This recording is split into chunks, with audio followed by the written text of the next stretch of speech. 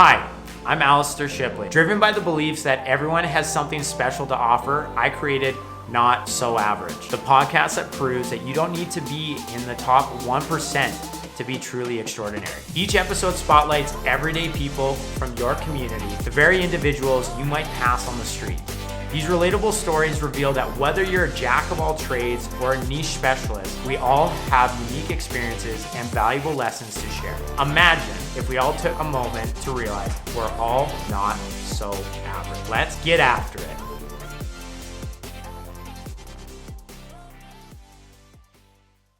Today's guest is a man who's built many businesses, but even more impressively, he's also built a life. Danijel Slisko is a serial entrepreneur who's founded over 6 companies and projects across industries from manufacturing to tech to media. But what stood out most when I met him at a local Fuck Up Nights event wasn't the business wins.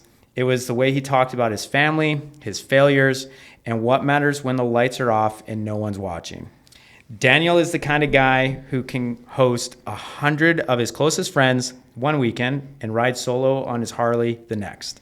He's a storyteller, a builder, a father, a husband, and someone who genuinely cares about doing life well. In this episode, we talk about what success looks like after 25 plus years of building, what it takes to walk away from a business, and why legacy isn't about your LinkedIn profile. It's about the people who remember how you made them feel. Be sure to stick around till the end. This will be an episode that will cover absolutely everything. Let's get after it. Welcome. Yeah, thanks for the intros. That was a good one. Yeah, I tell every guest this. It's literally the most awkward part, but it's my favorite part. It's kind of where like all of my research comes together, and then kind of give you a little praise for a couple seconds there. Yeah, I appreciate that. It was good. So your parents were both self-employed. What was your relationship with work, money, and entrepreneurship growing up? I didn't know any better. So I was like technically I've never really had a job. I've only been employed at a 7-Eleven through high school for a month, and everything else was just... Did you get fired or walk away? Oh, good question. No, I kind of gave up. It wasn't quite my thing. You know, I was just too young. I was like between high school. But yeah, my dad taught me how to transact, how to contract. So everything was like a project for me.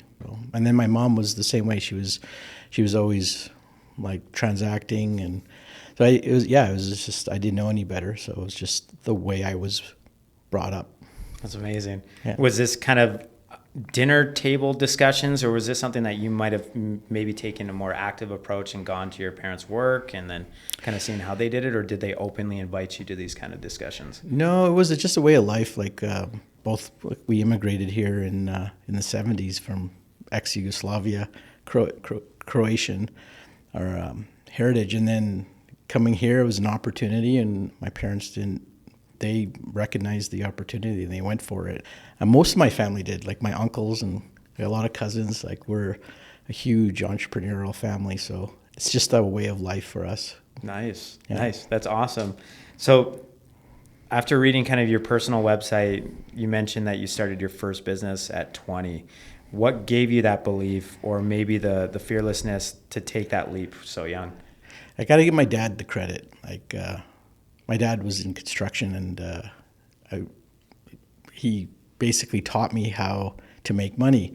And it was just like shortly after I was 16. It was the summer between schools. And this is a cool story. But we basically went and did a residential project, and I helped him, and he had me right beside him the whole time, and he's interacting with the homeowner.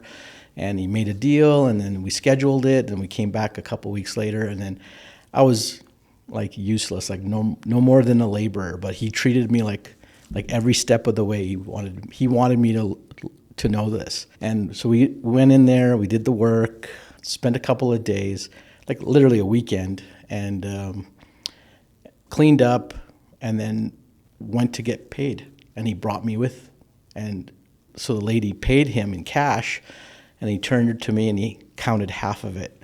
And he gave me half the job. And then, at 16, I was like, I forgot how much money it was, but it was like, it was beyond what you could, like any 16-year-old is going to make. So that stuck with me. I was like, wow, that was so easy. And then when I got to the age of 20, that was embedded in my head, right? So another unique thing my dad did for me was he gave me signing authority on his business account at similar time, right? So that was another interesting story. I walked in, I'll never forget that moment either, because he literally walked in and he's telling the bank manager or her account manager to give me full signing authority on his bank account. And there's quite a bit of money in there. And I'm sitting beside him at the desk, and the account manager's on the other side of the desk. And he's like, Mr. Slisko, I can't do this. Like, your son could, like, they were talking like I wasn't even in the room, but he's like, I can't let you do this. Your son can walk in here and take every penny and we can't stop him. And all my dad said was, well, why would he do that? He's my son. My God. And those were like powerful words. And then, you know, I was still in high school at the time, I think. I remember back in, you know, it was a manual checkbook that he had, and I used to come home from work and he'd make me pay the bills. Like, you had to do the balancing of the checkbook and all that stuff. Right. So I would actually balance the books and pay, and then I would fill out the check and I would show my dad. He goes, okay, go ahead and sign that one. So I signed the check. But he was like, he did that for, I don't know, a year or so. And then it was like, so it was embedded in me really at a young age. So when I was 20, that was when I started working. It was like, it wasn't gonna be long before I started something. And again, my dad was an eccentric. Both my parents were, so it was okay for me to go do it on my own. So I don't know, I was raised really uniquely. Looking back, it was very unique. At the time, it was just like normal, right? Like, so it was kind of cool. Having your dad teach you, I'm going to call it financial literacy at such a young age, is that something that you've actively taken an approach on with your boys? Yeah, I feel good about the way my kids grew up. I always let them deal with things. For example, my youngest wanted a turtle, so we went and bought him a turtle. I didn't say a word to anyone the whole time. He was like, I don't know, 4 or 5 years old, and I made him talk and ask, and he knew everything about this turtle that he wanted. And the guy that was helping us was so annoyed, but I just sat there like complete blank face. I wouldn't even acknowledge the people, and I essentially let him do it, and I just paid at the end. So it was those kind of little things I did, or I'd always like ask for a discount, and I'd say ask for a discount, and then we'd go, and then you can't go to the Gap. It's frowned upon to actually ask for a discount at a Gap. But I'm like, can I have a discount? And they shut me down. No, we can't, sir.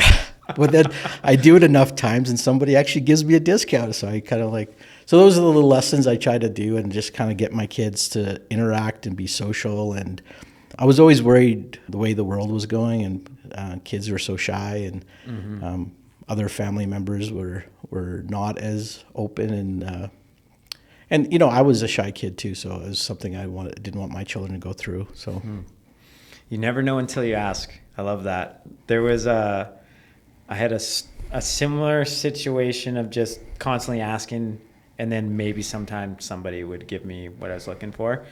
I was trying to impress my mentor, the guy that I followed around the globe when I was at the robotics company. It was literally our first trip together. And we were flying to San Francisco on like probably 2 hours notice. We were going to go see some VCs. And I told him, I bet you I can get upgraded seats. And he's like, there's not a chance. Like, the flight's nearly fully booked. And so I said, yeah, I'll get it. So I went and made the ask, and they upgraded me. And I was super excited. So I come back with my boarding passes, like, look at this. I got upgraded. So he had to quickly run to the bathroom, and I'm laughing about this still to this day. And so he's like, go board the plane. I'll meet you on. And I walk onto the plane. I get a call. He's like, you bumped my seat. I got him kicked out of his own seat. So I took his spot, but I asked. And then eventually they jostled it around. And I remember that was the beginning of our relationship that went on for 4 years. And I asked, but the repercussions was I bumped my new boss. So that was a good time. That's funny. So, was there a moment in your early 20s when you thought, this is working, I'm actually building something real here? No. It was, it was just survival mode. It was just like, I was just working. And yeah, there was some peak moments that you got excited, but it was a struggle. You know, I did it at a young age, and not like in my 20s, I was doing things that most early 20-year-olds weren't doing. So you didn't feel, I always felt like I was against the grain, right? So, but I did have supporters. I did have, when people, there were certain people that would support me and encourage me. But there were also people that thought I had no business doing what I was doing, right? So, and I felt that a lot, right? So, how did you overcome that? I've learned this, let's call them haters. They're not haters, but let's just call them haters. For every 10 haters, one positive supporter, just the power of that positivity is just overshines, and you just learn to ignore it. And I just learned not to care what people thought. And then you attract what you are. So when you're doing something meaningful and you work hard, and people see that, and then those are the people that step forward and keep encouraging you, right? The same. So that's what I kind of surrounded myself with, and it was a lot of trial and error too at those days, right? You know, you didn't really know if you're doing it right or wrong, and you're just doing it, right? It's just taking the steps. And do you remember kind of your first customer that became a cheerleader? Oh yeah. We're friends today. That's amazing. Yeah, he's 15 years my senior. And I don't know what he thought it'd be. His name was Rob McKibben. Shout out to Rob. But yeah, he was like my personal cheerleader. So he was a contractor, and he was an engineer. So he built buildings, like massive buildings. And in my early days, I got involved with the Catholic School Board, and they had a really vicious, strict way of doing business. Like, they knew what they wanted, and then they didn't want you needed to deliver exactly what they wanted. And even when you did, they still made they wouldn't praise you. So you were always feeling under the pressure. So I met Rob through that experience, and then Rob was one of their preferred engineers and contractors, right? So Rob kind of took me under his wing. He told me, "I'll teach you how to do this." And I never understood why back in those days. I was so young, and he saw something in me. So he did. He was a friend of mine, kind of mentored me, gave me a lot of lessons. He wasn't scared to tell me too. It was like he'd advise me, and I'm like, oh, okay, that makes sense. So yeah, he was one of my early cheerleaders. So how has your perception of success changed over the years? Good question. Yeah, it's funny because I was fairly ambitious. I was, always kind of get pushing the limits and going and trying to grow as much as I can. So success, I always thought everyone looked at success the same way I did. And I don't know, probably halfway through my career, I stopped preaching. I stopped I stopped encouraging people to do what I was doing, because I realized that I was just talking to a wall or talking to people that weren't as ambitious, and then really what it was is that their perception of success was different than mine, right? So what they wanted out of life, they might have already had success. So then, shortly after when I realized that, I came across a guy named John Spence. I guess his title is business thought leader. I think I got that right.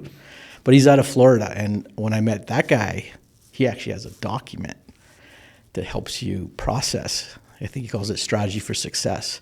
So all it is it's helping you define what success is for you. And then that was like a Bible for me. Is that available? Is that out there? Yeah, it's out there. It's John Spence, Strategy for Success. And that document was the most powerful document I have ever laid hands on, because it just went through everything step by step. And then at the end, it helped you define what success is to you, right? So I used to hand that out to everyone. I got John's permission, and I would everyone that was in my circle, And most everyone I gave it to didn't do anything with it. Jeez. But it was a powerful workbook. I'm gonna make the effort. I'm gonna track that down and put it in the show notes, because I think that's something that everybody should really take a look at. And that's kind of the whole premise of the podcast when I started it, was highlighting that success looks different for different people. John's the only one that actually articulated it perfectly, in my opinion. Interesting. Yeah. So we first met at Fuck Up Nights, yeah, where you shared a business story that didn't go as planned. What's one of your flops that you enjoy looking back on now? There's a lot. Like that story I shared that night was one of my most painful. That was the only time I ever wanted to quit, like really wanted to quit. And that wasn't in my nature.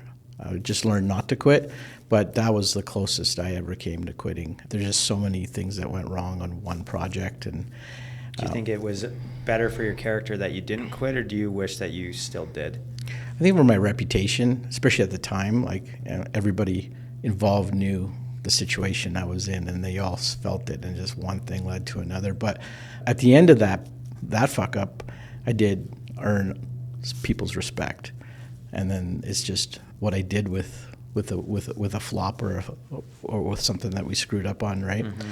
And it was just like we were just naive and we had no business there, and I always look at it like my university education, right? Like, so all of my mistakes is like all the flops were like lessons. And then you just made sure it never happened again. So you knew where not to go.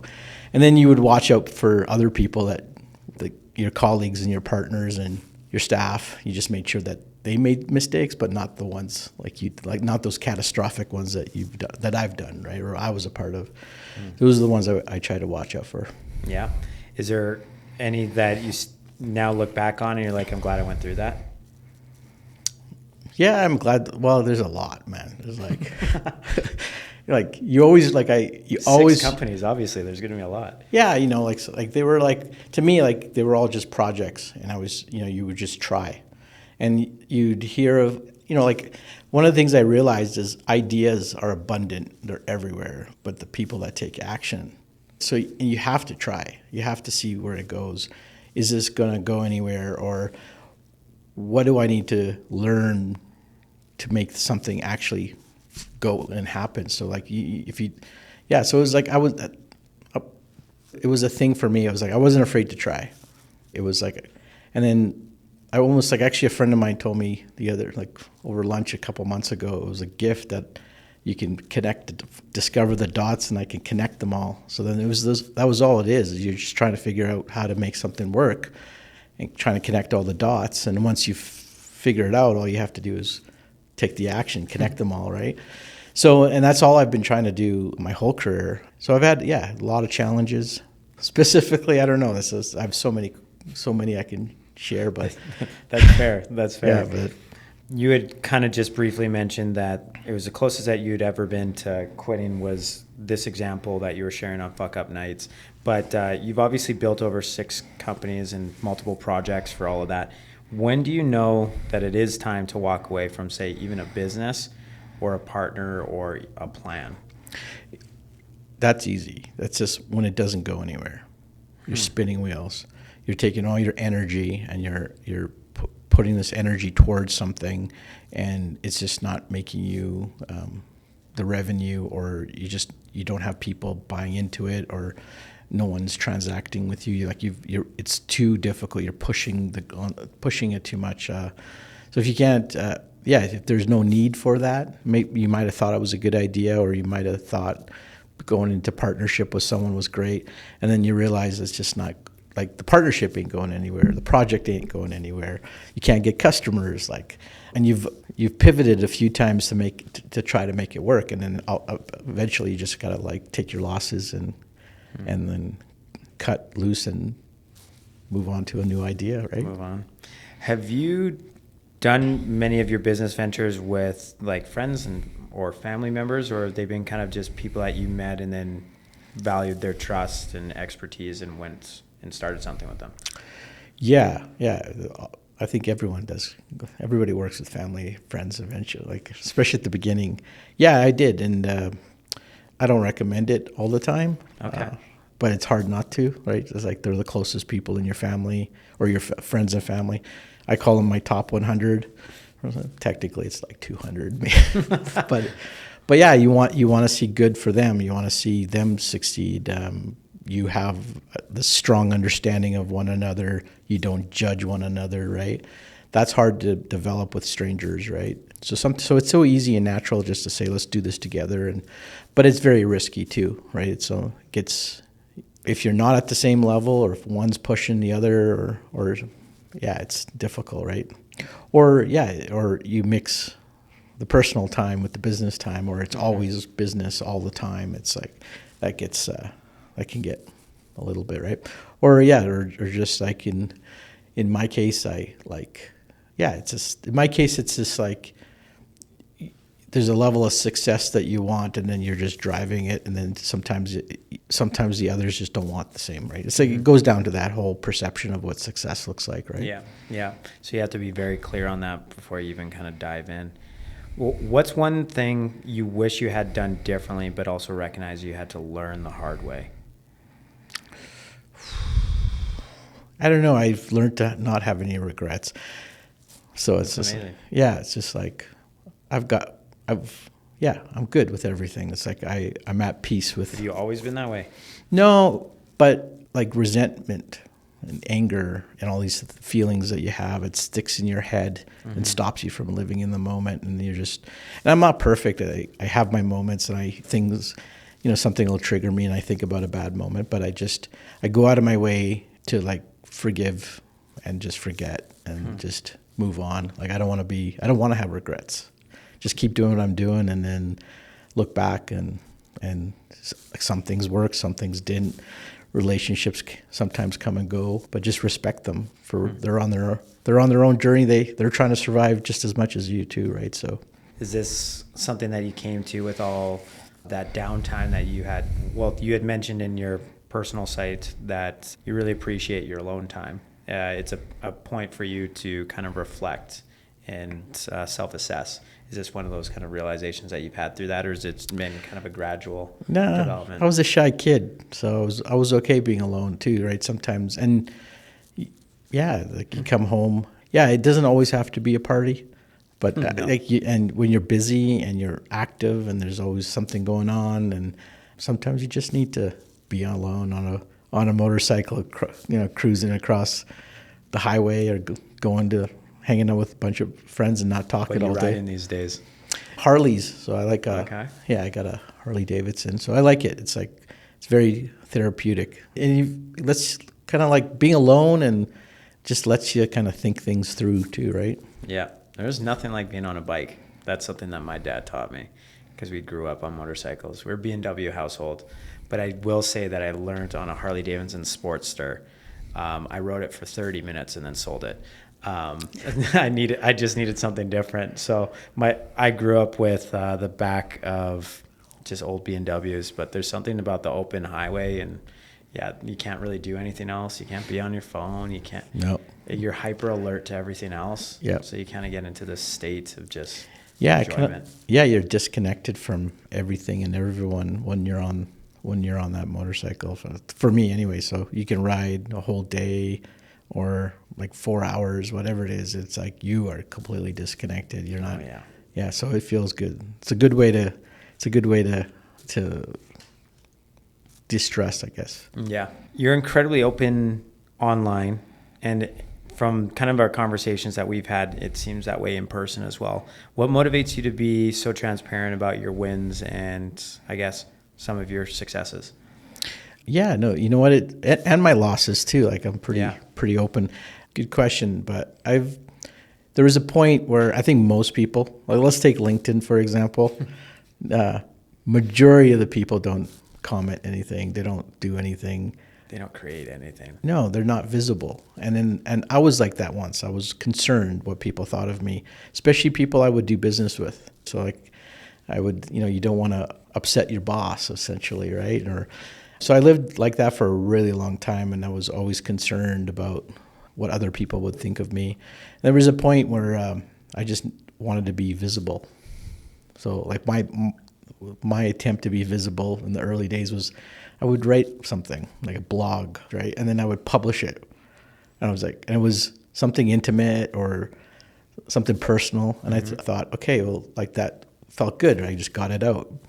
And then slowly you just learn to be yourself, and then being visible really allows you to be authentic, right? So then I know who's seen me online, who's looked at my profile, I guess, or because they start talking to me, like they relate to me. I attract what I am, right? So then those are the people I run into in person, right? So then conversations start a lot quicker, a lot faster.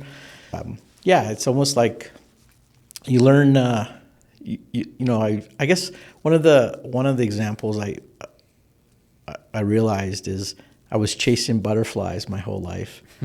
And now I'm trying to build a garden that just attracts the right ones, the right butterflies to me, right? So then by being authentic, open, and honest, is that you're going to attract what you are. And the people that have the same values as me and those positive, kind people, those are the people I want to find, right? So that's what I want to attract. And just being open about it and sharing, experience sharing and things like that, it's kind of important, right? I find that the people that I've met or even interviewed, so I did door-to-door sales for 6 years. I've probably met hundreds of thousands of people. And the people that felt most comfortable to be around and felt most in tune with themselves were always the ones that were most authentic. They weren't second-guessing everything that they said because they weren't, frankly, worried about what you thought of them. Like, you think about the old man that just says whatever's on his mind and everybody loves them, or that quirky friend that just kicks it up on the dance floor and doesn't care if anybody's watching.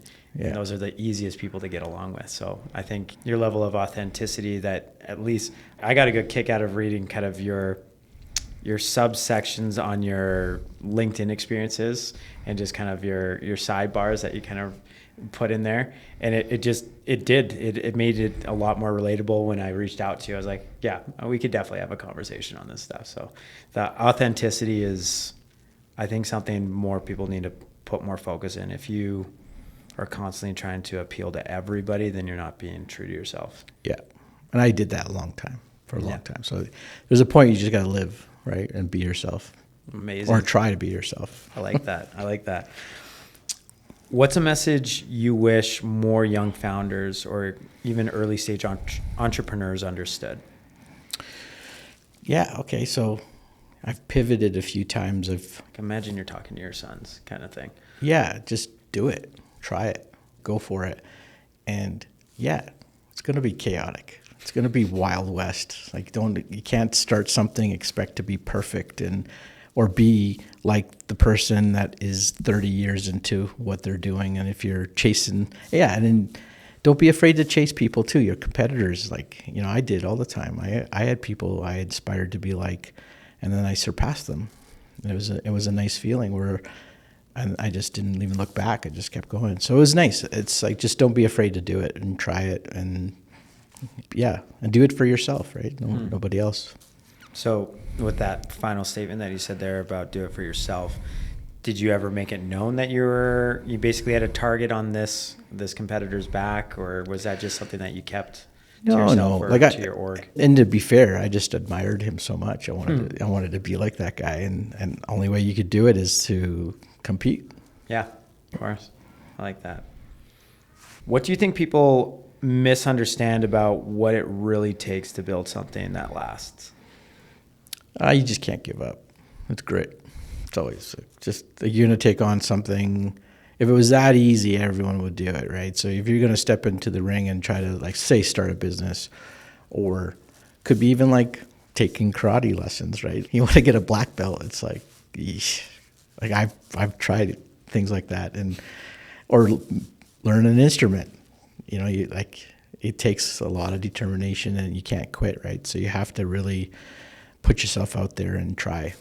So when we were at Fuck Up Nights, I distinctly remember when you were going through kind of the story that you were sharing, and you kept looking to your family. So you're obviously a husband and a father of two, How has your family shaped your approach to risk, ambition, and maybe even leadership?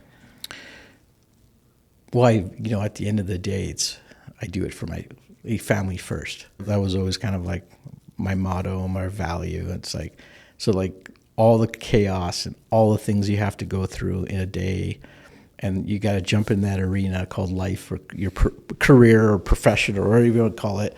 But you did it to come home to something or to build this environment, like a family life. So I was always focused on that.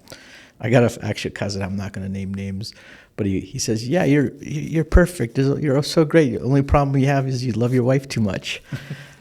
So I was like, that's a little joke between us. But I'm like, yeah, I'm okay with that. I love my wife too much. And then but it makes, that's what I do it for, right? So I got a great family life. I can't really complain. That's amazing. How important is legacy to you?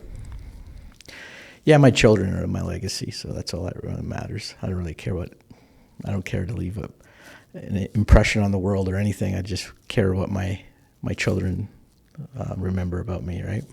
That's powerful. That was really powerful. You mentioned your wife's support was instrumental in your journey. How has her presence allowed you to take leaps that you've taken? Yeah, my wife is the human being that just accepts me for what I am, and the good, the bad, the times. Like, it was a roller coaster. So I was like, she has a gift of just being like, she's so personable and so likable, and she knows how to diffuse a situation, and she doesn't get caught up with details. It's almost like it's like nothing bothers her, but it does. She's just so good at just being there, supportive, going through those moments. The reason why I asked that, I think through kind of the interviews that I've been through, the partnerships that people have with their significant others really allows, from the outside looking in, for a lot of these people to kind of put their best foot forward in the business world. I don't know if all of them would say that they could do it without that person. No. So, no, any of my successful friends that have successful spouses, same thing. It's like they're a power couple. I admire people like that. It's like they're a unit, and it's good. Like my wife and I, my kids are growing up. One's in university, the other one's right behind them, and they're independent and they're living their life. And now I get, my wife and I spend so much time together, like 24/7, right? So that's awesome. Yeah, so it's like we're always in touch with each other. So, what's something about your partnership that you wish more entrepreneurs could experience or prioritize? Yeah, it's just that partnership, right? Mm-hmm. And that completely acceptance of one another, and then just being there for one another. I think that's. But I don't know. I have a lot of business owner friends and entrepreneurs. That's most of my network and generally they all have good relationships. That's amazing. Yeah, so it's nice to see, right? Yeah, I guess the reason why I ask about that is it's with this hustle culture right now. It's really easy to get buried in the idea of success and the grind that is necessary to hit this perception of success, and forget the important things like family, relationships. And just through kind of what I've gathered on your social pages, you make a very conscious effort for your family, your friends to be ahead of your businesses. It seems like you really put a lot of effort into that, and I'm sure that if anything came up, you would put them first every time. For sure. And to be honest, like anybody, like I'm just human. I got caught up once, right? Mm-hmm. My priorities got shifted and twisted. You're working so hard, and everything's on the line a lot of the times, and sometimes you forget, what's important, right? And I feel like your values change every time you get older. So like I always look at 10. was it the most purest anyone is ever going to be. And then from 10 to 20, you're like, you change. And then from 20 to 30, it's another evolution of your values. And then to me, it was a conscious effort to go back to being my 10-year-old self and what's really important. So yeah, I'm not like, I do not want to, like I am definitely not a perfect human being. And I have my flaws, but there was a moment in where I actually realized that. And then I made an intentional decision to what was going to be important to me. Do you mind if I ask what that point in time was? Well, it's probably, the peak of my career. I guess the peak of my financial, like there was a golden period where I did really well, and a lot of transactions were going on, but a lot of stress and a lot of. It wasn't just me; it was a whole team of us, right? But there was a moment where I just realized that it was kind of like, I call it like my midlife, right? So it's the easiest way to, you hit this point in your life and you're like, what am I doing this all for? And why am I working so much? Why am I taking on so much? And it got to a point where you just like, for what? It's like at the end of the day. And then what was important to you at that point, that's where it kind of shifted for me. And then and it was a really tough time. It was like a kind of a moment where you were lost. You were like questioning yourself and questioning what was important to you. So that was like my midlife. That happened, between 2016 and 18, that range. That was kind of where I started questioning what I was doing. You got to remember, I started so young. So it was the hustle and was going on for like quite a long time at that point, right? Was it you that came to this realization that you need to reassess, or was it somebody else that might have lit that flame? Oh yeah, there was outside influences for sure, but it was something that, I don't know, we all have our bullshit that we want to believe, I guess it's a good way to say it, or our racket. Yeah. And then you start believing, that's really where you get twisted, when you start believing it, right? Yeah.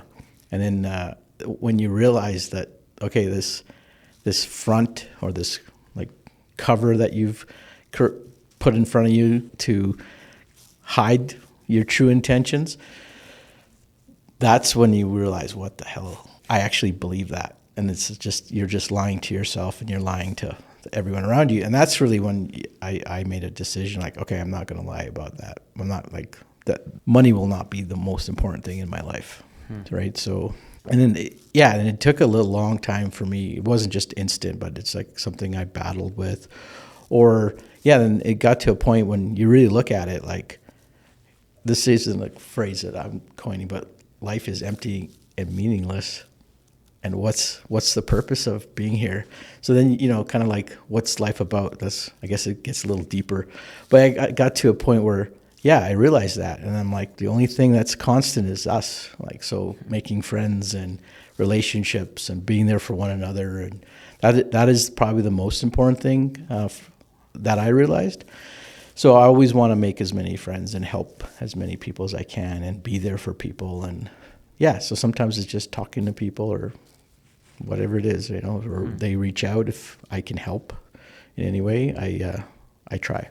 There was a saying that an ex-partner said to me that has stuck with me ever since, and it was, life has a habit of teaching you the lessons until you're ready to learn them. And so I'm curious if there was maybe other milestones that you just blew right past, and then finally something came up and you're like, now it's time to change focus, or if that's maybe just something that... No, it's like things were going really well, and like I was achieving the things I wanted to achieve. I just didn't feel like I had the relationships that I wanted to have, right? And then I so it was at the cost of my relationships, and I think that was when I woke up, right? Mm-hmm. Fair.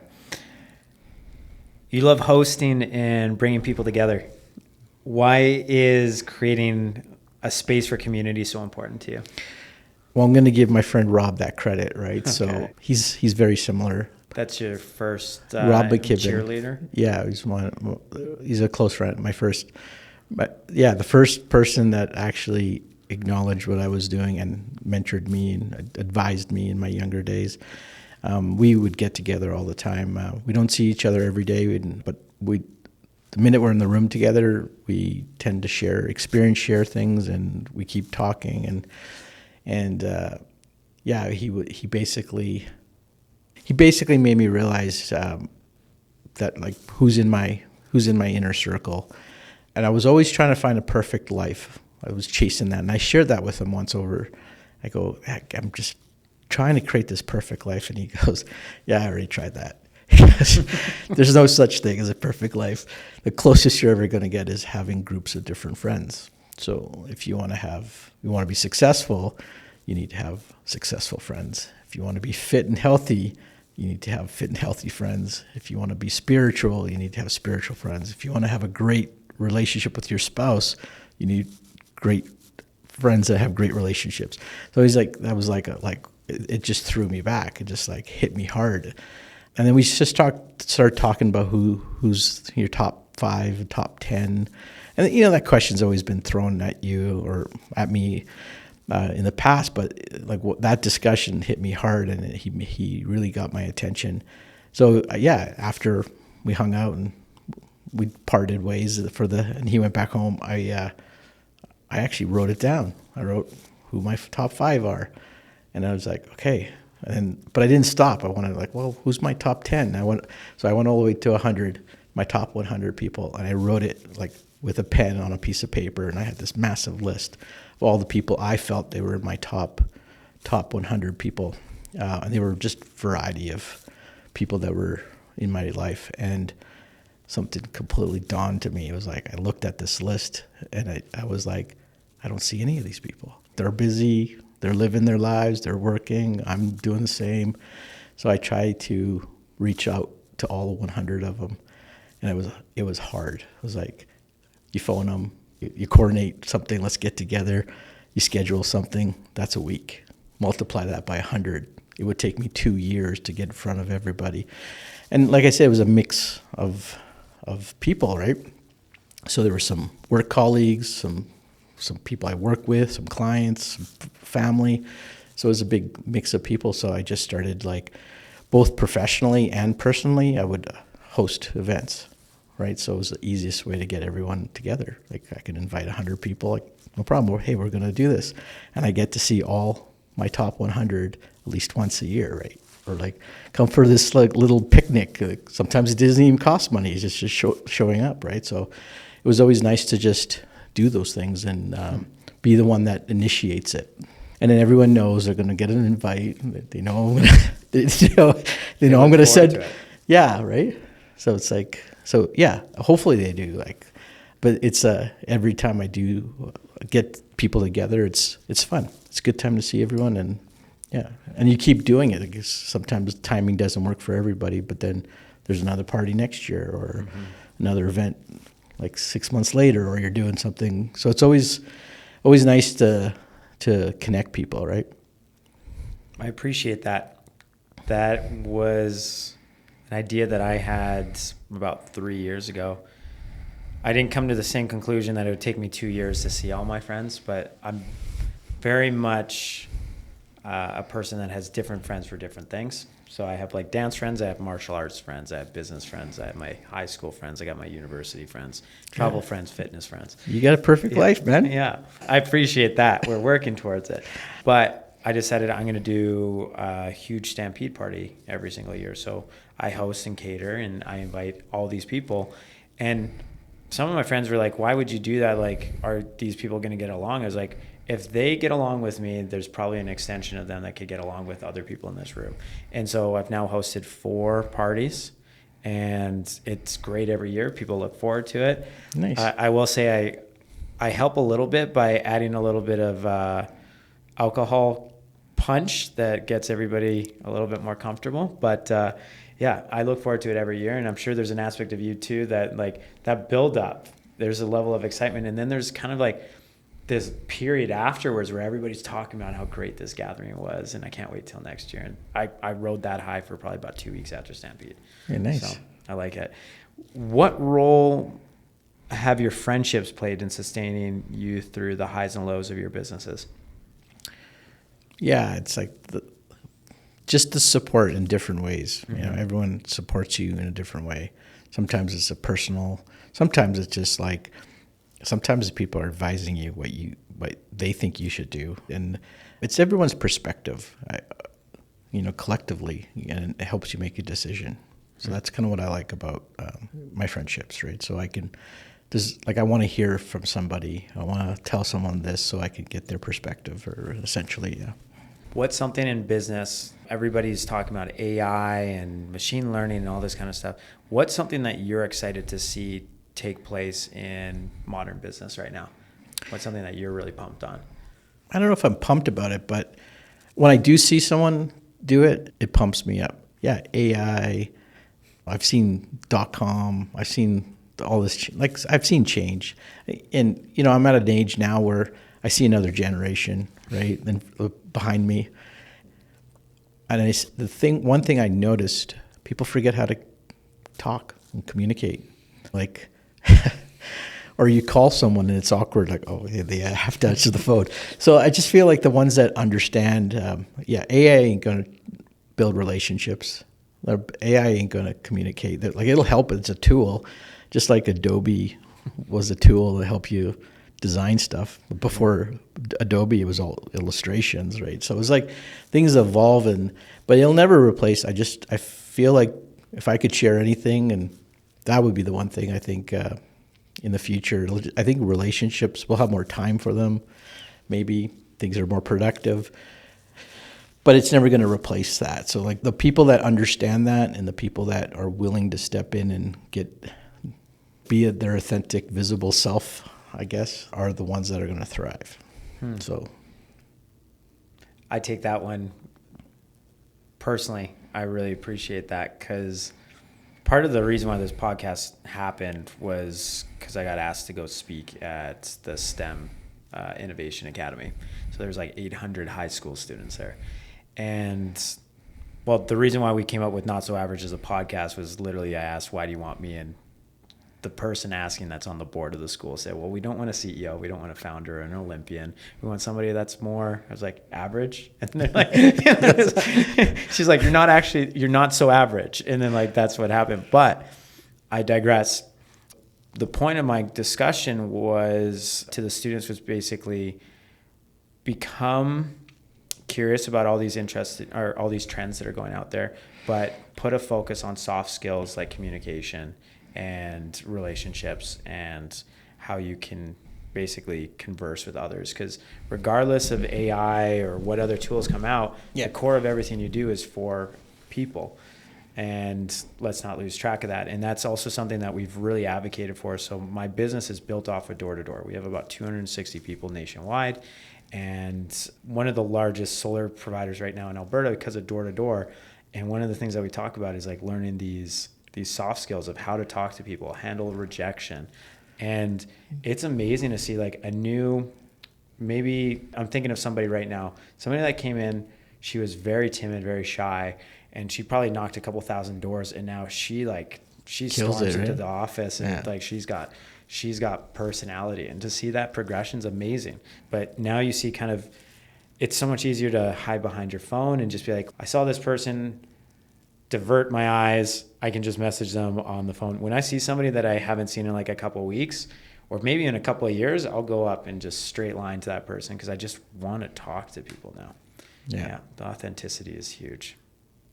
Yeah, and like I was a shy kid, so running a business forced me to I've always felt fear. I just had to keep going.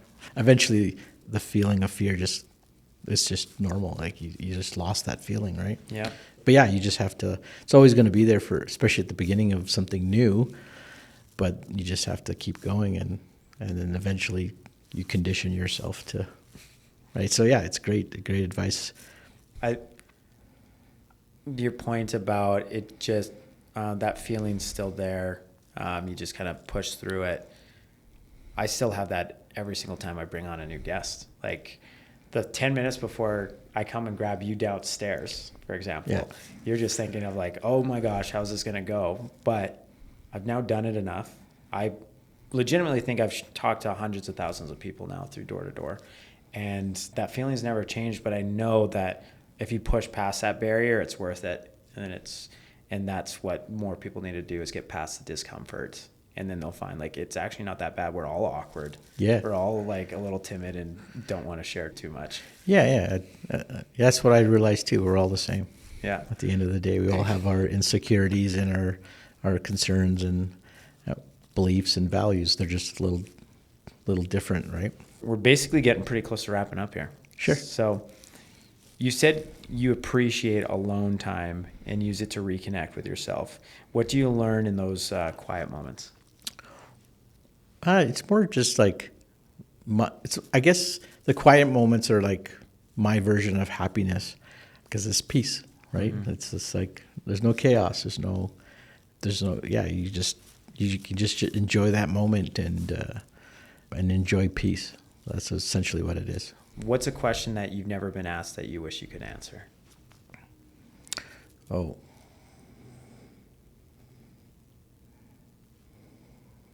That's a good question.